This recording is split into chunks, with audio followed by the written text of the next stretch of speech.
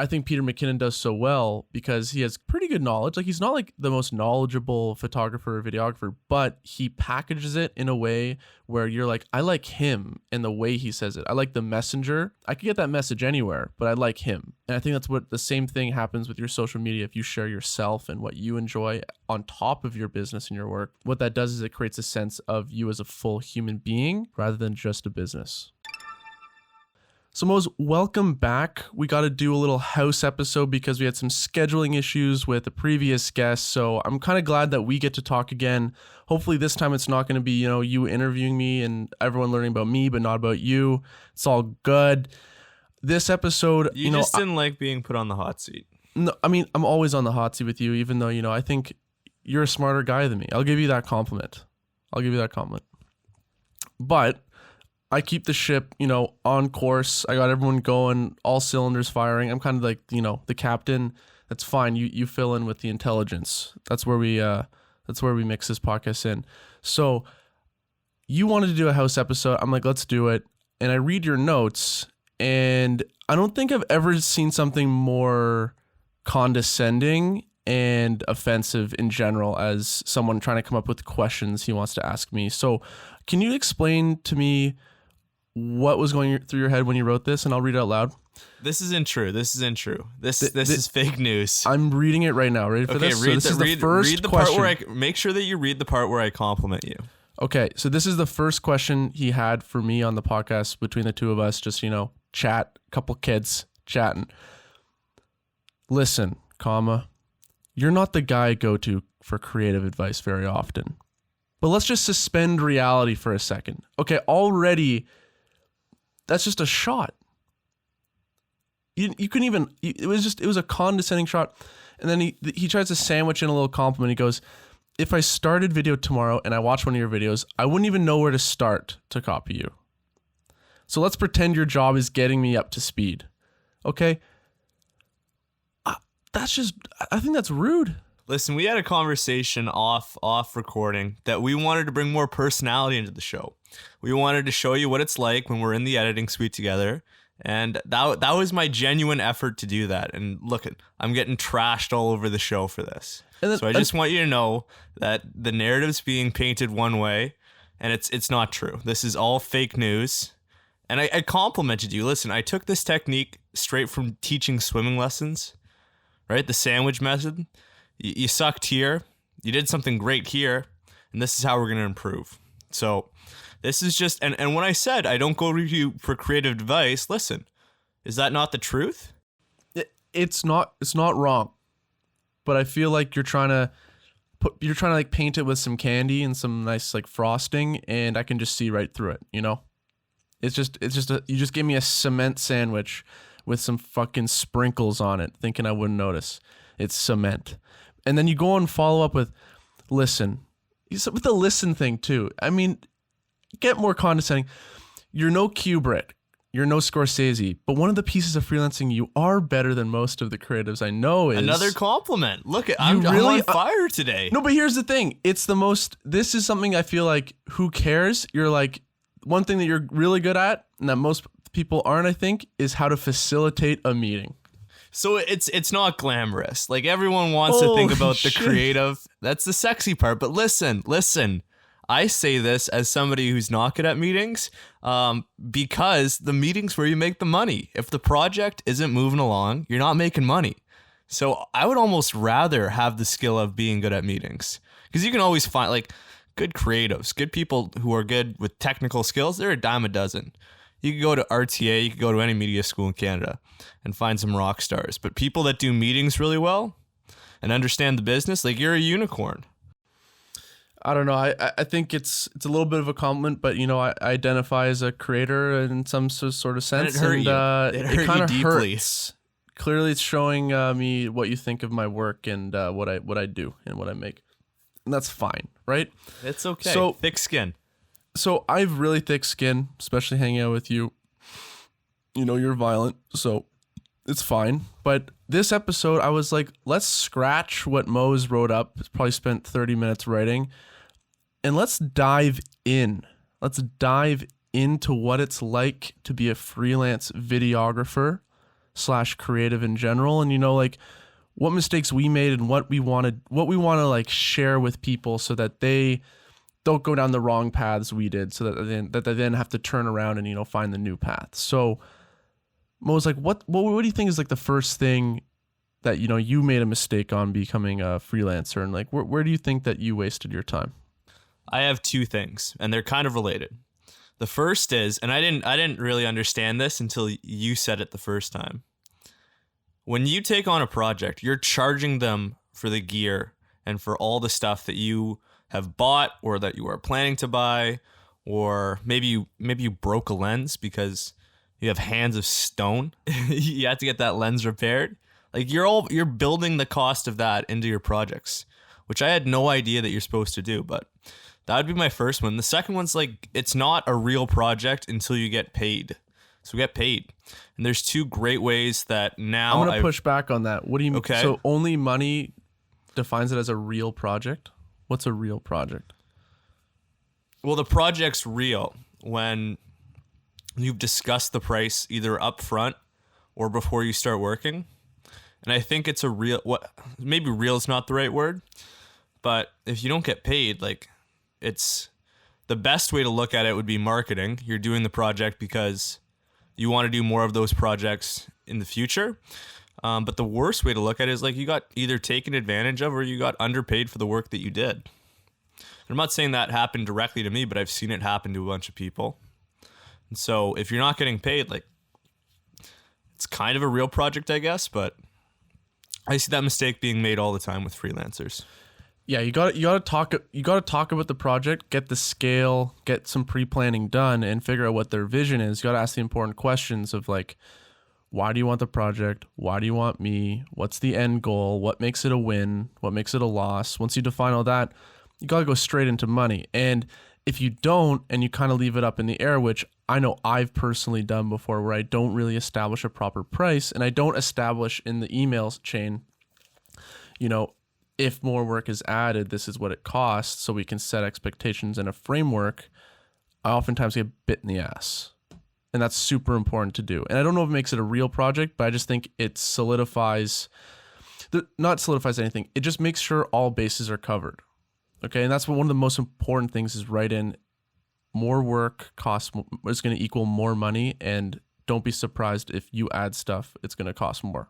Because I remember one time Max and we got burned because we were stupid, and more work was added to this giant project, but we were only given a fixed budget of a certain amount of dollars, and we sent them without telling them it's going to cost more what the new cost is because they added all this work. And, that was a bit of a shitstorm, but we made it out okay. I have three things, and we can kind of go either way direction on this. Number one, how many times does a client come to you and say, okay, we need videos. I want 3 5-minute videos and I want it for this much. Red flag right away. I think a lot of times what you're speaking to before with work coming out of scope at the end, and like maybe the first thing that you agreed on was doing the one video, but then it turns into 2 videos and you've doubled your work, but the budget hasn't expanded a lot. What happens there is like, I feel, at least if I was in that situation, that as a freelancer, you almost got cheated there, or it feels like you got cheated.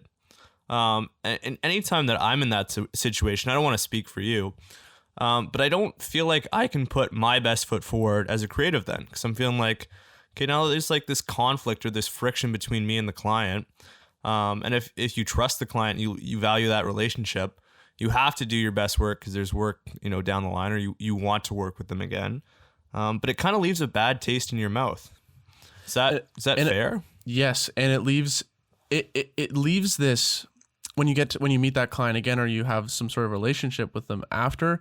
There's always this like looming it's like an aura or like a feeling when you're in their presence of like, they kind of screwed me, or I screwed them, or whatever. There's this weird social imbalance that you'll feel if you don't feel like, it's like when you have a problem with a person and you never vocalize it or have that conversation where you squash it.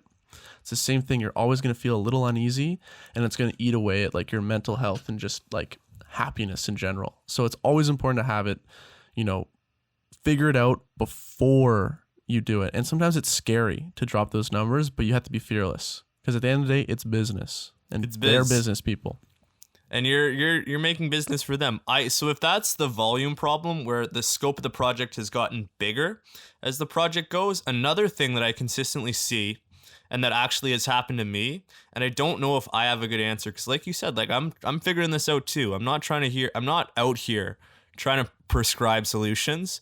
But let's talk about revisions. Like sometimes I get on a project and what I But don't let me put do you is, on hold here, because there's one more thing I think we have to say before we move on to revisions. okay. And this is something that every creative freelancer entrepreneur needs to do. This is something you always have to do. I started doing this maybe like a year in, this is like huge. And we've talked about it, you and I, with McCann before, who we worked with, who should be on the pod this week. Maybe not, maybe so, but maybe next week. I don't know. He's an incredible game designer. But anyways, back to what I was saying. The most important thing is get everything in writing and have a paper trail. So most client meetings and most meetings you have to talk about a project are over the phone. And that's all just, it floats into the ether. So as you're on the phone, you must take notes and have like all the notes structured to answer all the major questions, like the five W's and the H, what's the other, who, what, when, where, why, and how. And once you have all that done, you need to send a follow-up email with everything in writing from what you talked about on that phone call, what you need from them, what you'll be providing them, and then where we're going after the phone call. What's the next step of the process in the production? If you don't do this, not only are you going to forget what budgets are, they're going to forget, gaslighting ensues, and just an overall misunderstanding, or rather an overall feeling that, what am I trying to say? I'm trying to say there's more room for error and, client relations that are just going to go sour and destroy the relationship, hurt your business, hurt their business. And overall, you're not going to make a very good project. So before we move on, that's the most important thing. Have everything in writing. And just to jump in quickly, is that something that, and maybe it changes every time, but is that something that you do right after you get off that call, or like how do you set that up?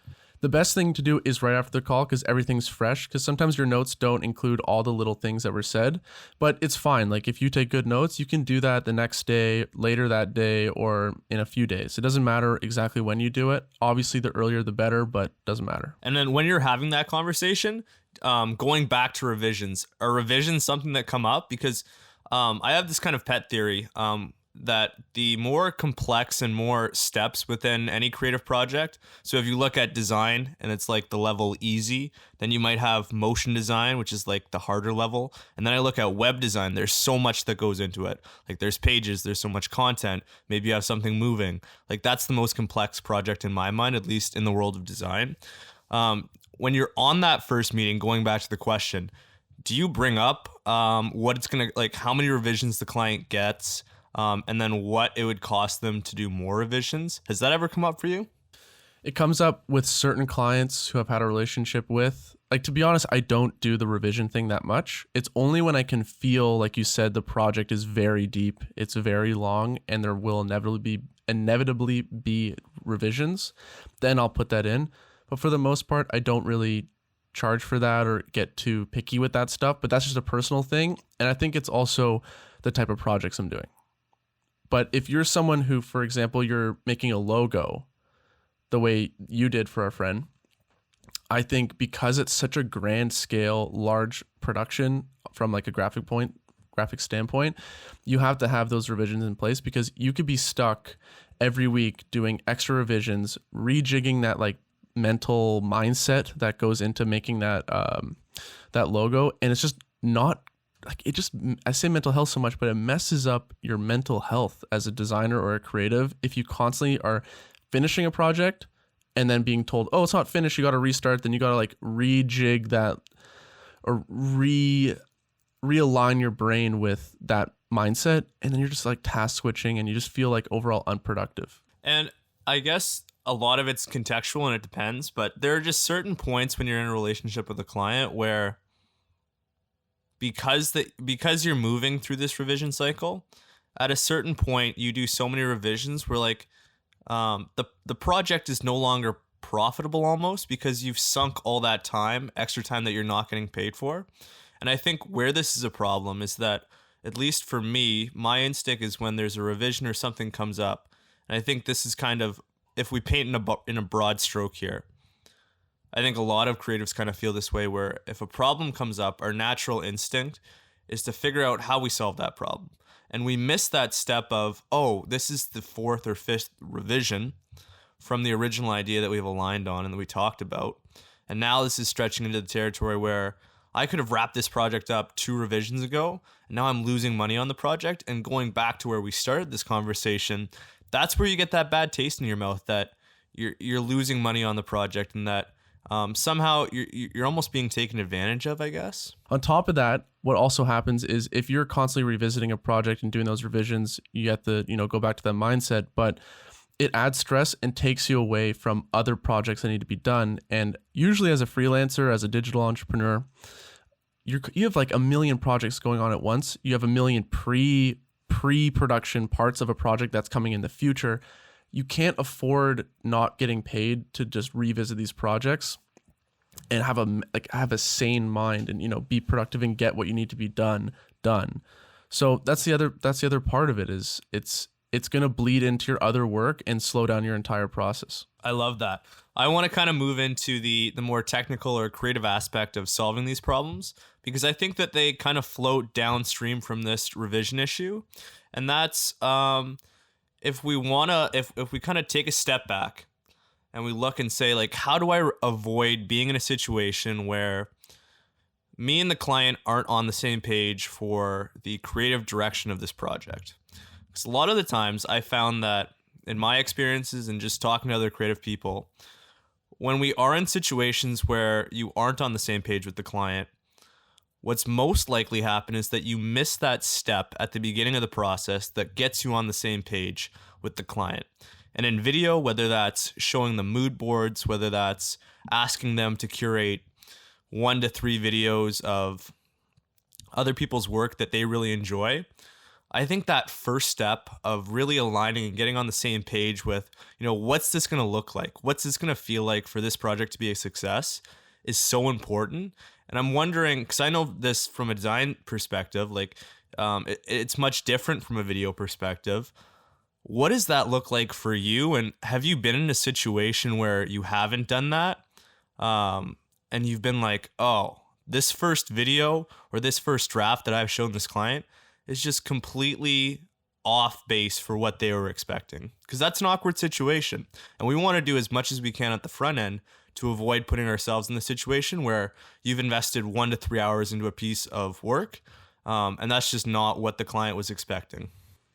Right. I have not run into those issues at all, really. I have sent stuff and they're like, change the song and re-edit. Pretty much, they think, oh, just change the song and it's all good, but you got to re-edit the whole video. That's about as far as it's gone for me. But that's because I do a good job to figure out exactly what they need. We create a shot list, what's mandatory to be covered, what doesn't need to be covered. So I'm always on track for what needs to be done. And that always, like what you said, that starts right at the beginning. I figure out who are they making it for? Why are they making it? Like, what's the purpose of this video? How we're going to do it? What makes it a success? Like, there's all these important questions that I don't have on a template, but I really should create some sort of template. And that's something that, we can do and share with people, is create some sort of template for taking on any project so that you know exactly the questions you need to ask, so that you never end up in that position where you deliver a deliverable and the client says, oh, I wanted this, I didn't know you were doing that.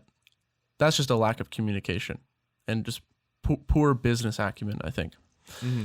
But absolutely. I wanted to transition a little bit here to 2 more topics, and I think we can wrap this podcast on these. And the first thing is, how do you make the most of your work, and how do you get noticed so that you can create more content, whether that's promoting on digital, whether that's handing out business cards or whatever.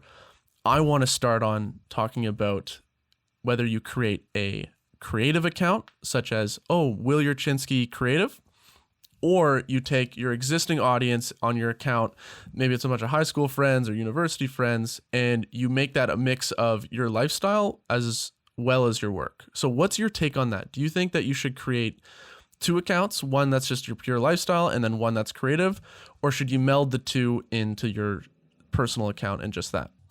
So I've had a couple people reach out after we started the pod, and they're like, I have this side hustle, or I'm getting into freelance. Like, how do I start sharing my work on my socials? It's a great question. And I think the classic first place to start, obviously, is looking at the page that you already have. Your personal account, I think a great way to get into that and just dip your toes into the water without completely changing what you've been posting on that account is just share it on your story. Like get a piece of work that you like and just share it on your story and see what people say. And you're going to know really quickly. I think what surprised me the most from starting this podcast is that there was people that I completely did not expect to reach out. And they were just full of so much love and support. And I was like, this is crazy. This is awesome. I didn't even know that these people felt that way about what I make. And that's a great feeling.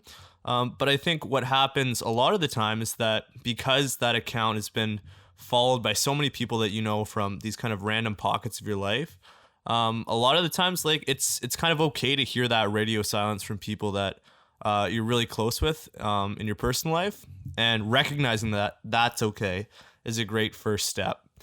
Going back to kind of answering the question, so should you make a personal account, or should you post on your personal account rather, or should you make a dedicated creative account? I think it kind of depends on the response that you get from the people that are following your personal account. Obviously, you're doing this for you.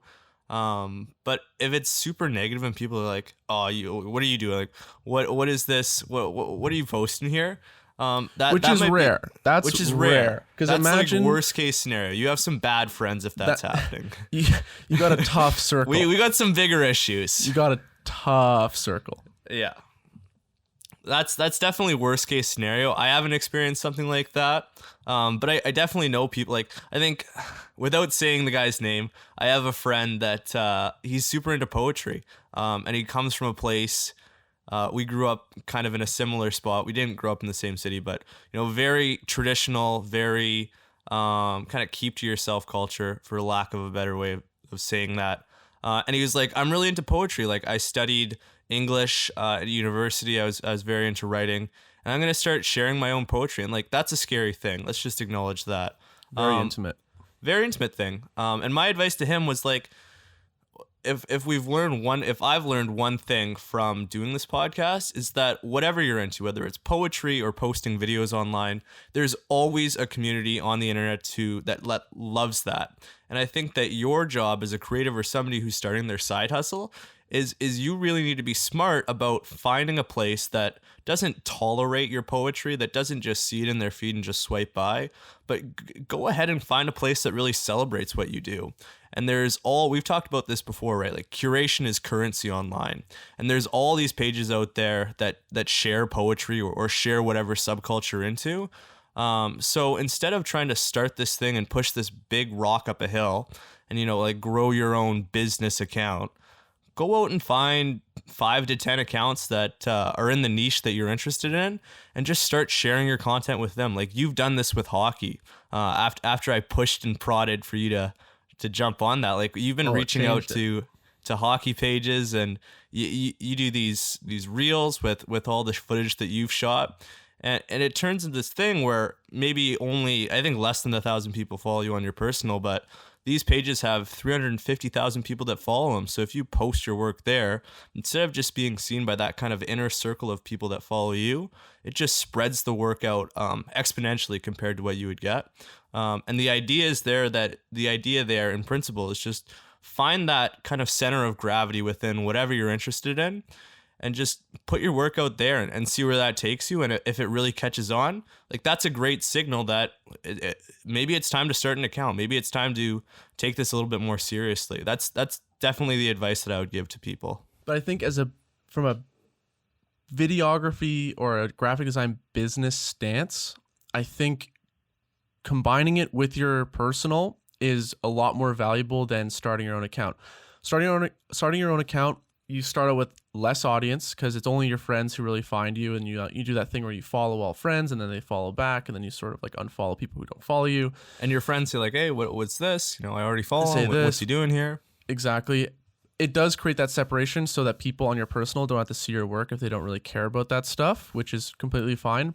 But what that does is you're limiting your potential audience. So what I've done is I never made a business account or an account just to share my work, and I just do all my sharing on all the personals, whether it's LinkedIn, Facebook. I don't really do Twitter, Instagram. I share everything there. And what that does is it casts this incredibly wide net where I'll post on my Instagram, people will share it to my story or their story, or I share it to mine. And I've gotten messages from people like, oh, hey man, I love your videos. Like, my dad has this business, or my friend, I'm going to connect you to because he has this business, or other business account find me because, they're friends of a friend of a friend and they see it and they need video. So I highly, highly encourage people just to post their stuff on their personal as much as you can. And don't neglect Facebook. Don't neglect LinkedIn. Like, these are all places where there's wide audiences as well. I found Facebook has gotten me a shitload of work just from older people, because it's an older audience and older people have businesses, they have friends with businesses, and they reach out to me and we work through that. So it's really just about being fearless, because at first I did not want to share work at all. I'm like, no one cares. It's not good. Like, no one is going to be interested. And I found it's really the contrary on social media. People are just excited. I get messages like, hey man, like, I just love that you're doing your thing. Keep it coming. I've got those. And that's just an incredible motivating factor. So I highly recommend just posting on personal as much as you can so that people can identify Will Yurchinsky or whoever you are as, oh, that's Will, who's Will, but it's also Will, who's a videographer. So I'm synonymous with my business in that term. I would add two caveats. I would say, number one, I see this a lot where people go kind of too far on the personal, where I think what you maybe didn't mention was that it's not all business 24/7. Like, you do also post about your life.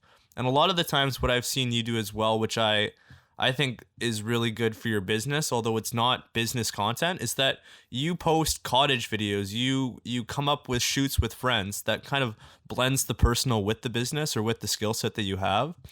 And I speaking anecdotally, like, those are the videos I see on your feed that really pop off and gain a lot of interest, which is interesting to see. So is that something that you do purposely, or did that just kind of happen by happy accident? That's just joy and like passion and love for something. But like, I want to piggyback on what you said. The reason why posting on personal is also great is that people who potentially want to work with you, they don't just think, oh, he's just like a videographer. They're like, oh, he's like a guy. I get a sense of who he is as a human being, and I can see his work and think he's cool. Because at the end of the day, like, they're paying for your service, but more likely than not, they're paying for who you are as a freelance videographer. Because if you're a good person and they can relate to you, they're gonna pick you. Same thing that goes for if you're trying to learn like a new skill on Instagram or rather YouTube. I think Peter McKinnon does so well because he has pretty good knowledge. Like, he's not like the most knowledgeable photographer or videographer, but he packages it in a way where you're like, I like him and the way he says it. I like the messenger. I could get that message anywhere, but I like him. And I think that's what the same thing happens with your social media. If you share yourself and what you enjoy on top of your business and your work, what that does is it creates a sense of you as a full human being rather than just a business. I couldn't agree more. And just to package that in one line, I heard this really great quote from Christo the other day, and it was basically that there are two reasons that clients hire you. The first is just purely utility, right? It's like your experience in a niche. What do you know? Is there proof that you can do the same thing for me? But that other part that you're speaking to, with kind of blending what you're interested in with your skills, with your personality, with your interests, is that they also hire you based on your beliefs and your values. Like, if you are a super outdoorsy, active guy and you like working with in health and fitness, and we could use you as an example. You do a bunch of videos with the GTHL and with hockey, and that kind of stems from your love of hockey growing up. Like, you can kind of blend these things together. So people hire you based on your experience. Absolutely. It's kind of the first step. But that second, like, human layer is like, what are you interested in? Like, what are your beliefs? What are your values? And then how can you share those through the work that you publish? Exactly. And the last thing I want to bring up, which I was very lucky, my mom's an accountant and got me on this, but I noticed when I talk to a lot of, freelancers, or whether they're any type of digital content creator, what I notice is that they don't keep a good record of the amount of money they make and the amount of money they spend on things that make them that money in their freelance business. So from a video standpoint, it's like I don't notice enough people making sure that every quarter they see how much money they make, where it's from, when in that quarter it's from, and how much money they're spending and what they can write off on their taxes to save money in the end. So I want to ask you this question. How often do you think about tracking your revenue and your expenses to see, when are my busy months? When am I making, so when you're going to be working a lot, when you can take vacations, but also what are your slower months? So how do you get more work in those slower months? What's required? Do you constantly think about this? And is it something maybe you lack with, or you notice other people lack on? Can you maybe talk a bit about that? It's not something that I started doing when I first started freelancing.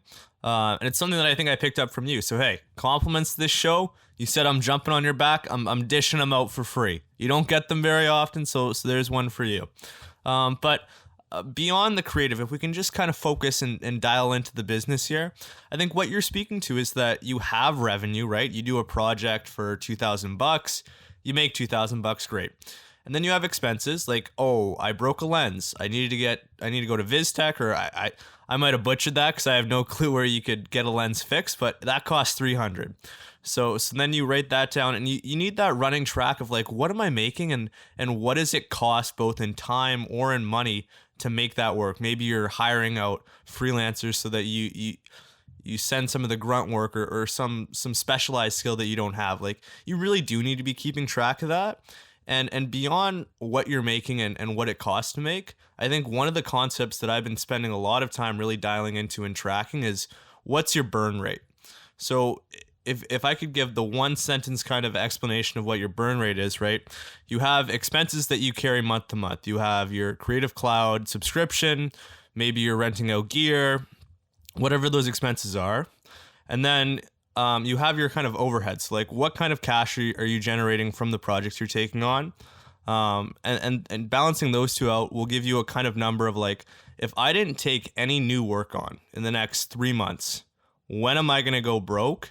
And when do I have to worry? So Christo's kind of advice on this. Listen, this isn't coming from me. I'm still trying to figure this out as well. But I think the ideal that you're shooting for, at least that he recommends as a freelancer, is if you took on zero work. Let's kind of rewind back to when COVID started.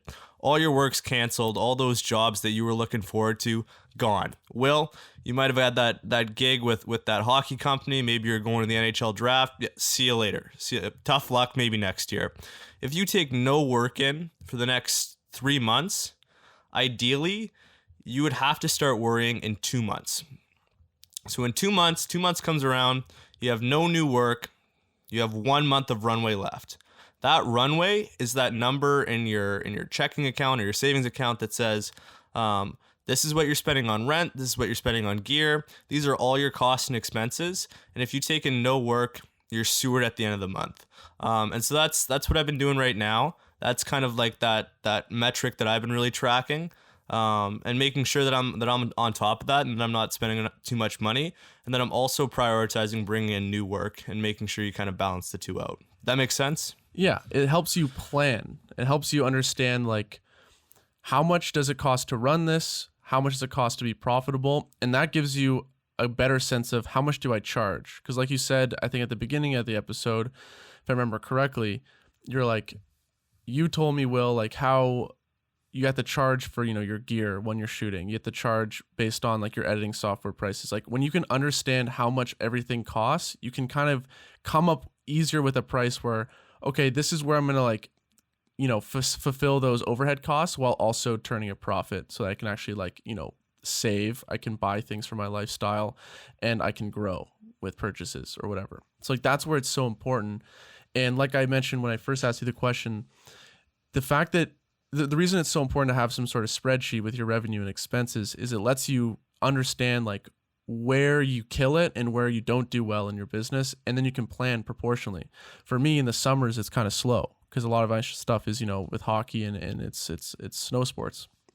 So I need to figure out ways in industries that I need to, maybe reach out to more or grow more, or maybe that's when I can take my vacations and my breaks.